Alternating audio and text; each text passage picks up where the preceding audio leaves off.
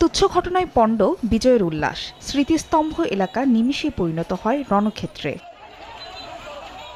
সোমবার সকালে নারায়ণগঞ্জের সোনারগাঁওয়ে স্মৃতিস্তম্ভে ফুল দিতে যান স্থানীয় বিএনপি ও বিভিন্ন অঙ্গ সংগঠনের নেতাকর্মীরা। এ সময় কে কার আগে ফুল দেবেন এ নিয়ে সোনারগাঁও থানা বিএনপির সভাপতি আজহারুল ইসলাম মান্নান ও সাবেক মন্ত্রী রেজাউল করিমের সমর্থকদের মধ্যে শুরু হয় ধাওয়া পাল্টা ধাওয়া। এক পর্যায়ে লাঠিসোঁটা নিয়ে সংঘর্ষে জড়ান দুই পক্ষ।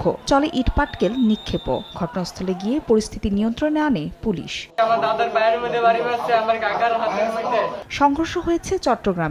হাটহাজারীর কনক কমিউনিটি সেন্টারে আলোচনা সভা চলাকালে বিএনপির এক পক্ষ আরেক পক্ষের উপর অতর্কিত হামলা চালায়। এর জেরে দেশীয় অস্ত্র নিয়ে সংঘর্ষে জড়ায় দুপক্ষের নেতাকর্মীরা।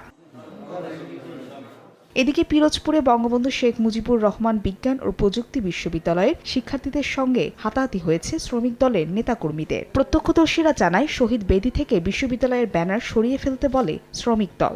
এ নিয়ে শিক্ষার্থীদের সঙ্গে কথা কাটাকাটি হয় শ্রমিক দলের নেতাকর্মীদের। পরে হোটেলে নাস্তা করার সময় শিক্ষার্থীদের উপর হামলা করে শ্রমিক দলের বেশ কয়েকজন। এ সময় প্রক্টর সহ উভয় পক্ষের ৫ জন আহত হন। বঙ্গবন্ধু বিজ্ঞান প্রযুক্তি বিশ্ববিদ্যালয়ে মাথায় পট্টি বাঁধতে কেন আসতে হবে, আর কেন জয় বাংলা স্লোগান দিতে হবে, যেহেতু ছাত্রলীগ এমনি নিষিদ্ধ, এইসব ঝামেলার জন্য সমস্যা হয়েছে। এই ঘটনায় শ্রমিক দলের ৪ নেতাকে বহিষ্কার করেছে জেলা কমিটি। ফাহরিয়া ফারজানা, সময় সংবাদ।